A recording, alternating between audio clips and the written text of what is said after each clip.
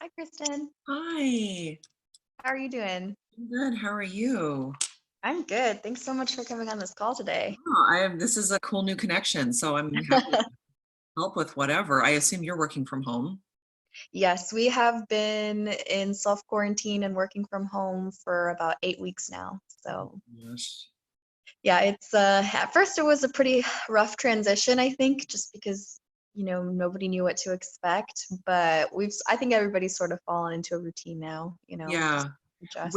Where's your office normally? Like, are you downtown or? Yeah, so our office is right in Fountain Square. Oh, okay. Okay. Mm-hmm. I'm getting used to my areas and where everything is. So are you now, how long have you been living here in Indianapolis? I moved middle of November, Oh, so okay, so pretty recently. yeah, coming up 5 months or so. Yeah. And where were you living before that? I'm from a rural part of Canada, but I was living in Winnipeg, right in the middle. Oh, So, like a 2 hour drive north of Grand Forks, North Dakota. So, oh wow. Okay, so what do you think about Indianapolis so far? Do you like the city? Have you adjusted? Indianapolis is a great city. It's a Yeah. really, Indiana as a state is very interesting. Hmm. It's very, so people asked me when I first moved here, oh, do you feel like it's a purple state? And I was very confused, and now I understand what that means. And I feel like you could drive down the interstate and look out one window and you'd see rainbow flags and coffee shops, and then out the other window there's like racetracks and Confederate flags, and it's very polarizing.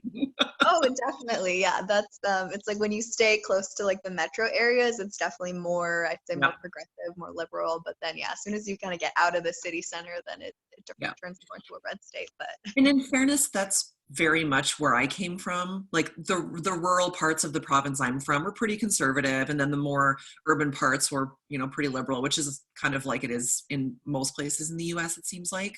Um, this is an interesting time to be moving to America right now. So, I can imagine. I don't even know what that would look like. I mean, there's just been so many sort of changes that have happened with immigration recently too. So I yeah. can only imagine how kind of stressful that process must have been to move. Well, the fascinating part. So I came down on a fiance on a K-1 visa, on a fiance visa.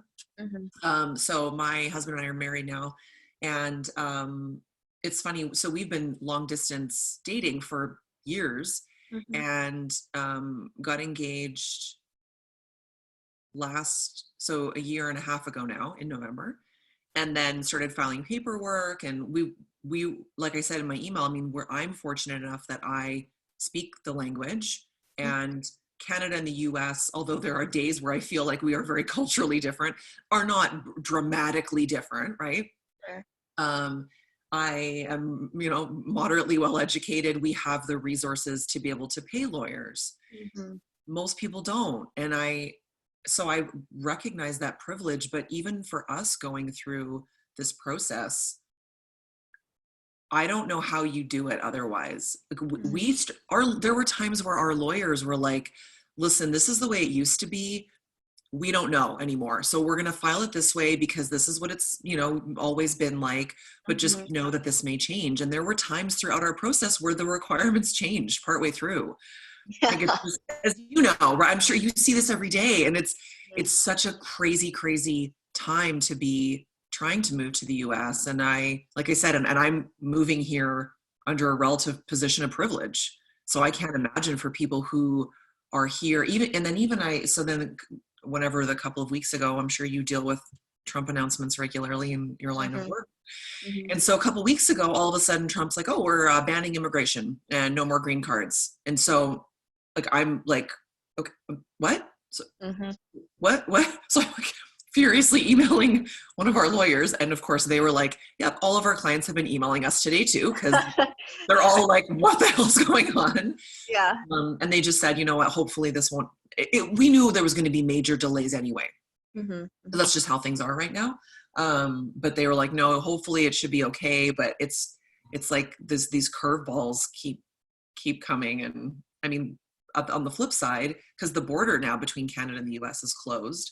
Hmm. So on top of moving here and being a little bit isolated, moving Sure. away from family and friends, it's even more impactful because never mind, I can't go visit them because I don't have my permanent residency yet. They can't even Mhm. come visit me right now. Mhm. Mhm. So it's like the weight of the world right now is very heavy, but the weight of everything here is, I don't know if anybody could have prepared for it. Sure.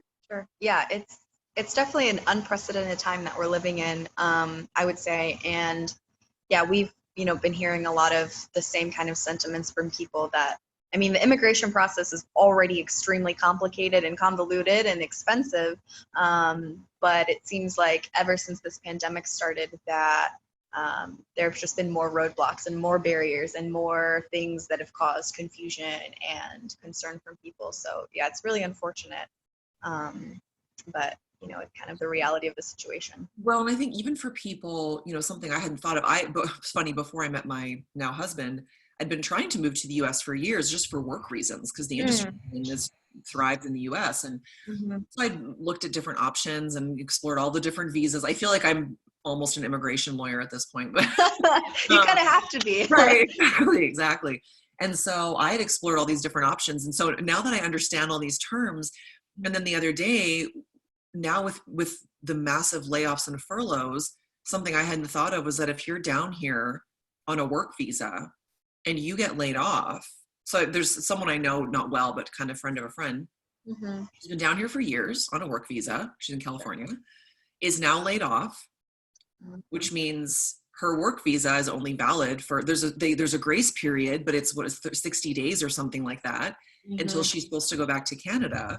But she can't even get back into Canada because the border's closed. Like it's just like, Yeah, like people are stuck in limbo essentially. yes.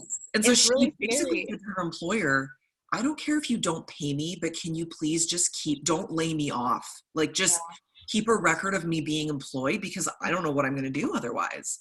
right. So Oh in a my weird way, gosh. both of us were like, well, at least I'm down here before. Like part of me is like, I wish I was back up in Canada right now during this crazy time. Me But too. at least, but at least I'm down here now because we would have been, since March or whenever they closed the border. We were supposed to Mhm. have a wedding in April also, and that clearly didn't happen. Oh, I'm But sorry. thankfully, so our lawyers said, when you move, please do us a favor and just get legally married as soon as possible. Right away. Then we can start the next phase of applying for your adjustment of status and everything else. So Yep. we were like, okay, we'll do that. So we did a little fun little Vegas weekend thing and actually legally got Oh. married in November, thank goodness. Mhm. Because Yeah, yeah, that was smart. the wedding now in April, like the wedding didn't happen. So thank goodness Hmm. we had already done the legal part. Hmm. Yeah. Yeah, that's really well. It's unfortunate that you had to cancel, but at least you got it taken care of earlier, like you said. It's interesting too because my sister-in-law, she's actually Hungarian, and so my brother and her have been married for what is it, like 5 years now, I think, going on 5 years. And she's in the process of going through to get her citizenship, and it's pretty much been halted because all the USCIS offices are closed, and so she's like right at the very end of the process where she just needs to get her test scheduled, and then after that the oath ceremony. So she was like really frustrated, and Yeah. it's just been a whole ordeal to kind of go through this. But Yeah. yeah. I think that's the other thing when everything started shutting down, then we looked at, well, what does this mean? And I knew my adjustment of status was going to take forever anyway. Hmm. But yeah, then realizing, oh, the offices are closed. So I went for my biometrics in January or February. So that part was done. But now both of us were like, well, so what I've heard from our lawyers is that there are still people working on immigration stuff, but the offices are closed. So there's no interviews, there's no biometrics appointments, none of that stuff. So I got that part done. But our next step, as you know, will be that we will go for an interview. Well, Yep. until offices are open, that's not happening. Yep. So who knows what that'll do for delays and things. Again, I'm here, we have an income, we have a house. There are many other things that I could be upset about if I was in a different position. So I'm grateful for that part. But Yeah, yeah. definitely. Well, it's interesting though, just to hear, that perspective, because we oftentimes don't think about it, or most people don't think about how that affects, um, immigrants, and it's in all different kinds of cases. It's not just people who maybe are less fortunate or, don't have as much access to resources. It also affects people who, are here, like you said, like your friend, on a worker's visa, or, doctors and nurses and things like that. So yeah, it's very, very convoluted and confusing and stressful time for everybody, I think. But yeah, what I just wanted to ask you a couple of quick questions, and kind of continue the conversation a little bit. This is sort of like an informal type of thing, but we just really appreciate the message that you sent, because since we have gone into quarantine, our main focus has been responding to the COVID pandemic, and we've really been trying to get the right resources to the immigrant community, especially people who don't speak English or who have limited access to the internet and things like that. So yeah, so how much do you know about our organization other than from what you've researched and seen on your own? I know absolutely nothing, to be honest. I didn't know you existed until I was like an 85-year-old person reading the newspaper one morning and reading the letters to the editor. And I was like, oh, Immigrant Welcome Center. That's really cool. Mm-hmm. And I don't know, my background is communications and the internal side of things. So I get the marketing side of it. And I was like, you know what? I should reach out and just let them know that efforts are noticed, and people see those things. Sure. Yeah. Yeah, it's been a crazy, hectic time to kind of respond to everything. But yeah, again, I just really appreciate the message that you sent and the kind words, and we shared it with our team, and I let them know that you were interested in kind of having this conversation with me. So again, it's super, super appreciated, because it's just been a stressful time for everybody. I think the organizations that there are going to be organizations that don't, from a business standpoint, don't make it through this. Right. There are also going to be organizations who have never been busier and Mm-hmm. therefore never been more stressed and never been, it's never been Part of where we're at. Hey, I can only imagine, even like I said, when I sent the email to our lawyers and they were like, yes, everyone is emailing us today. I was like, I know, I'm sorry.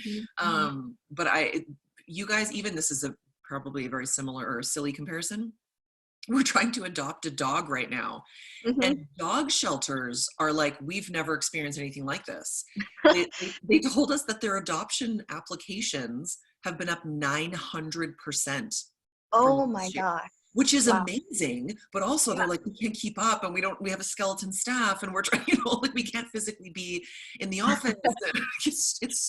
It's crazy. I can only imagine. And I have never moved before. I am from a very small town of 300 and something people. I have only ever lived 10 minutes away from my parents.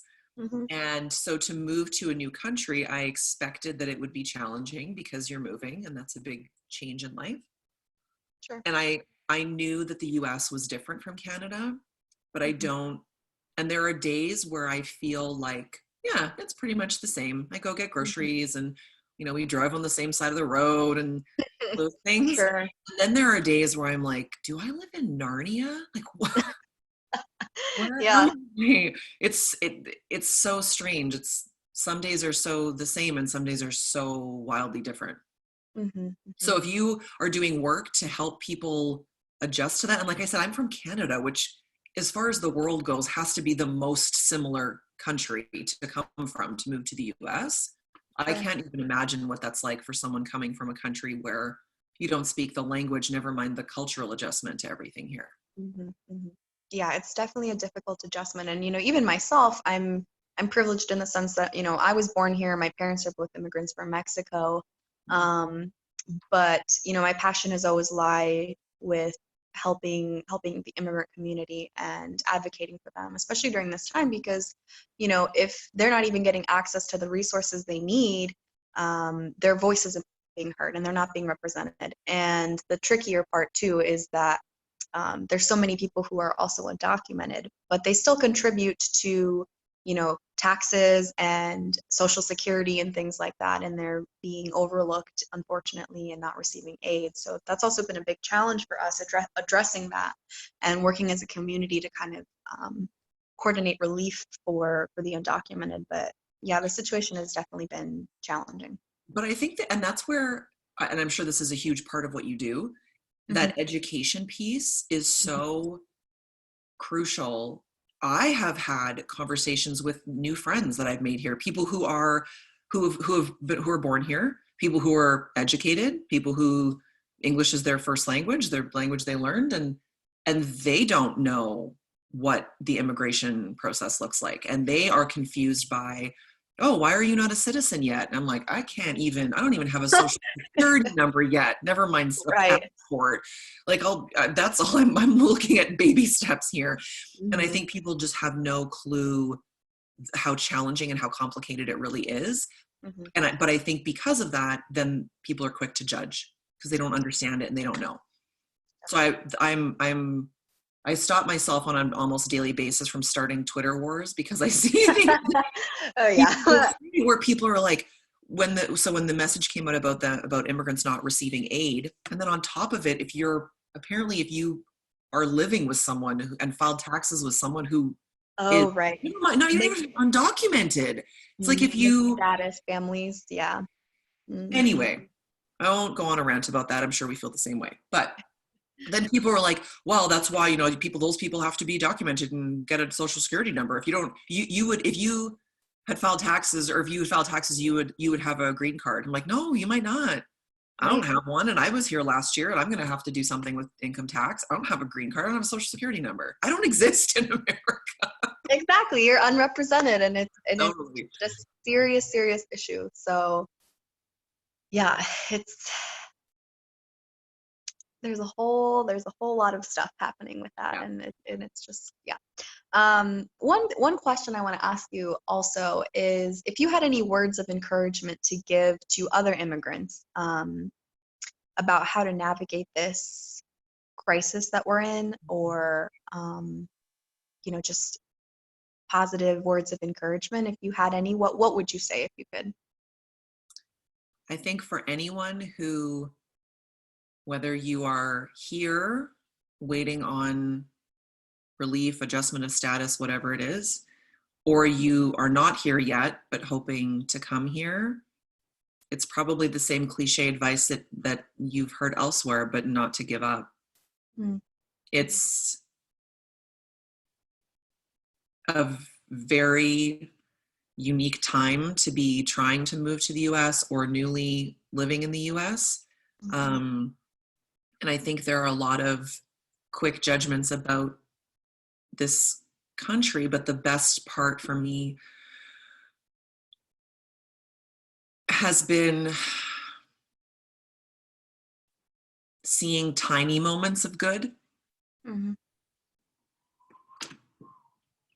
I'm gonna cry now. You're fine. There are so many good people here, and there are so many people like you who are working to make things better, and that's not seen a lot because we see this vocal minority of people who come out and say you're not welcome here, but you are. Yeah. Thank you for being vulnerable enough to share that. I I think we're both in the same position of having a lot of things to be grateful for, and having the privilege of having a home and a job and things like that. But yeah, you see the reality of how hard this is hitting certain people. And to add to the fact that there's already this rhetoric in this country of unwelcoming, you know, and that if you're an immigrant, you're less than, or you're not seen the same, or you're not valued. But I think that really you raise a really good point. And yeah, I appreciate you sharing that a lot. I really do. I just, like I said, it's this very, it's a I have to believe that it's a very vocal minority, Mhm. because the people that I've met since I moved here don't they are welcoming, Mhm. and Mhm. they are working towards change, and it's going to be a really long road. um, but there are people who are working so hard for it. And it's so easy to be distracted and so easy to kind of feel beaten down by some of that message of not being welcomed. But I think in many ways, that's why we need more people, that's why we need more of that diverse voice. And I say that as someone who doesn't bring much diversity to the table. But I think that's the best parts of America that I have seen are those diverse parts. And I challenge anyone on that, because those are the best parts of the US I've seen. Those are the best people that I've seen. Those are the hardest working people that I've seen. Mm-hmm. And I think that's because many of them understand what it's like. Yeah. And I think that's a beautiful message, and it rings true. And that's also part of my role, with the organization, is really focusing on trying to tell that story and to get different perspectives and kind of change the narrative, because there's a lot of anger, and there's a lot of resentment, and just misinformation out there. So I think if we can work, as a community to kind of combat that's the most important thing. But well, and it comes, like you and I talked about, it comes from a place of fear. Mm-hmm. And the fear comes from a misunderstanding or a lack of education. Absolutely. Right? I mean, Mm-hmm. I've corrected so many people on what the process looks like and why I'm not a citizen and why I have a social security number, why I can't work. People are blown away when I tell them it is illegal right now for me to have a job. Mm-hmm. They're like, how can that be? Like, we want you to contribute and pay taxes. I'm like, I also want that, trust me. Same. I also want to work and contribute and pay taxes, trust me. And I can't. Yeah. And people are, it's mind-blowing to people, but I think those are the pieces that are important for people to know, that it's not easy, and it takes a really, really long time. It is not for the faint of heart. No, absolutely not. Definitely not. Yeah. Wow. Yeah. Well, I definitely appreciate you taking the time to have this conversation with me. And again, your words really meant a lot, and they mean a lot to us right now.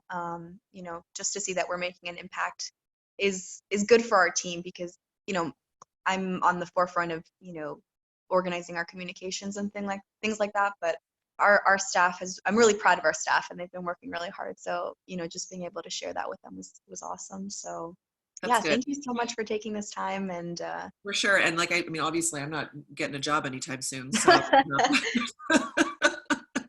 I'm always like, let me check my unemployment schedule. Oh, look, I'm free. Amazing.